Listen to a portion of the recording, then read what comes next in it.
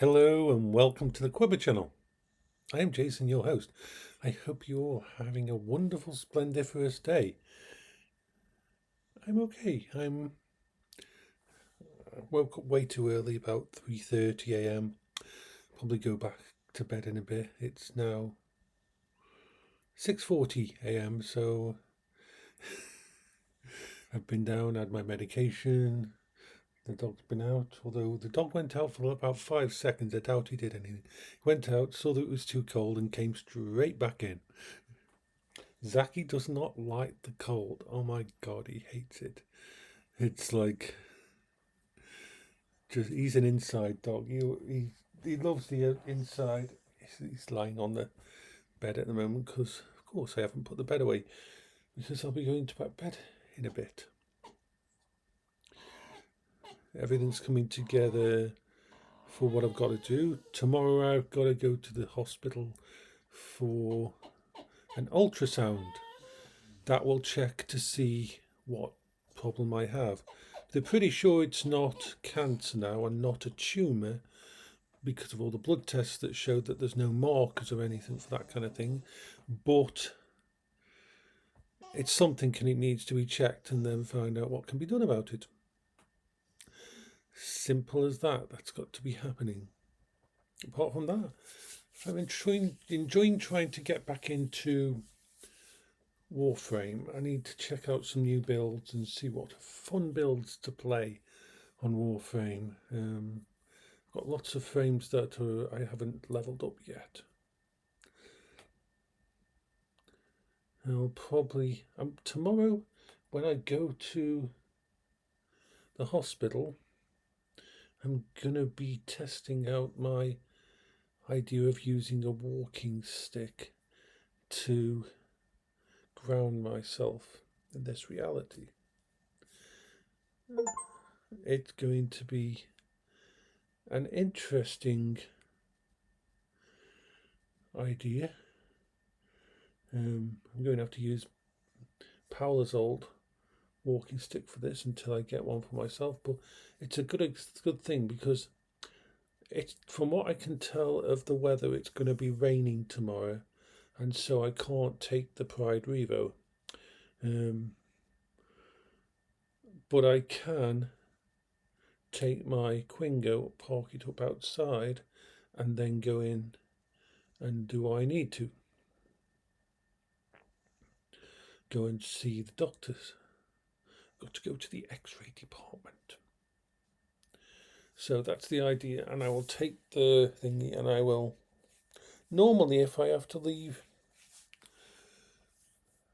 a vehicle, leave my Quingo and go somewhere, then I hold on to a wall, I hold on to a railing, I hold on to someone else to keep me connected to this reality, to in real time. I am hoping, and normally that would mean if I went into the main atrium of the hospital, I'd have to walk all the way around the edge because I'd have to want to touch chairs, touch benches, touch wall, columns, anything that would ground me in this reality. And I'd have to do that every few seconds.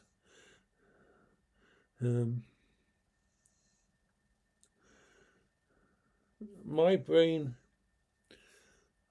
when Paola died, Paola had been my anchor into this reality for 20 years. You know, think for 20 years, Paola was the only person, apart from my mum, who I was close to, and I was in close contact with Paola every day. I was, for about 18 hours a day, we were within the same space. When she died, I lost that anchor, and because of me being bipolar and autistic and having ADHD in her, every single bit of my connection to the world was through her.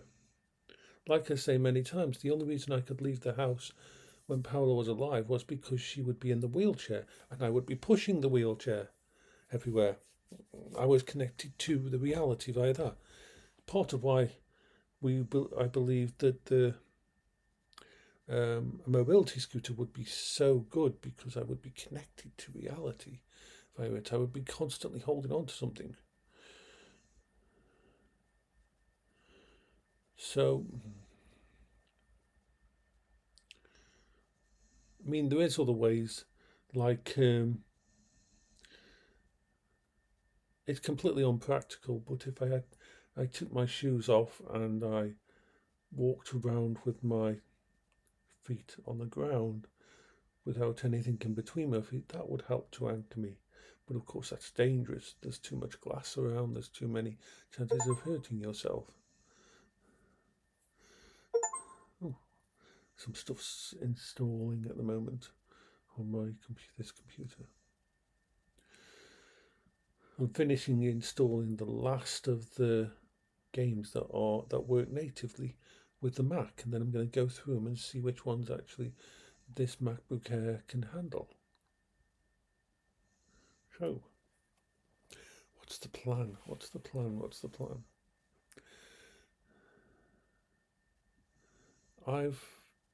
This evolution of my safe space using a cane is a very interesting idea. I've already talked to my therapist about it, and I've talked to my doctor about it, and they think it's worth trying. So, you see, this is the thing. I don't just work in an echo chamber. I talk to my people that know me very well on Discord, and I also talk to my therapist and my doctor about every decision I make towards my coping strategies. I have to. I can't make a mistake. I can't just do something that will affect me in a bad way, because a bad way for me could mean me ended up in hospital. So yeah, this is the situation I'm in at the moment. I'm making sure everything is settled.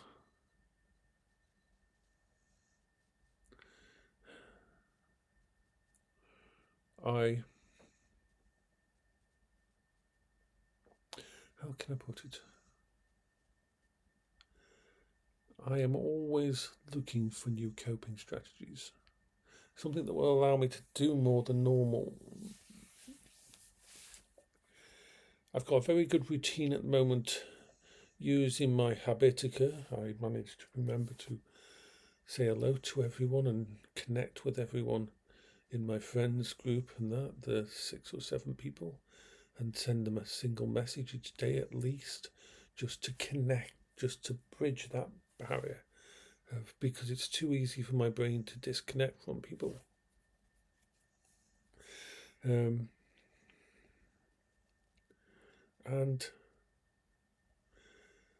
I want to go further.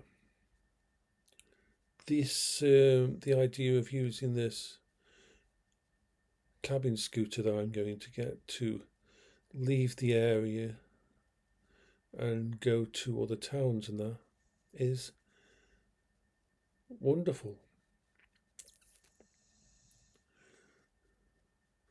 Now, if I can combine that with a walking stick and get used to using the walking stick, then I can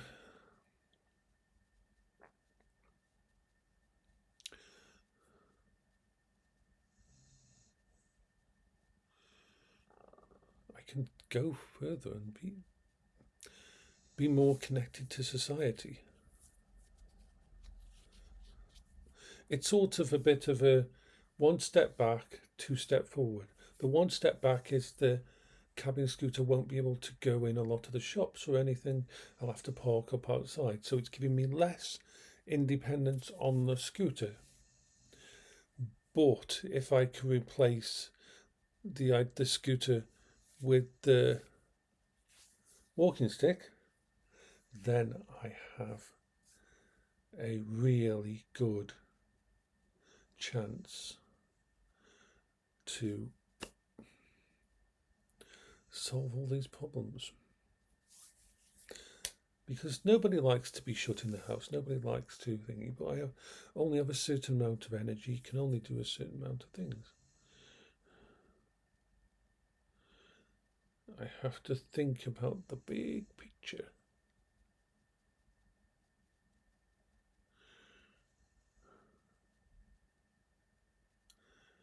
I hope you're all having a wonderful, splendiferous day. I am just doing a lot of thinking and seeing if there's bits and pieces I've got to do. Now, so I will let you all go and say bye-bye for now.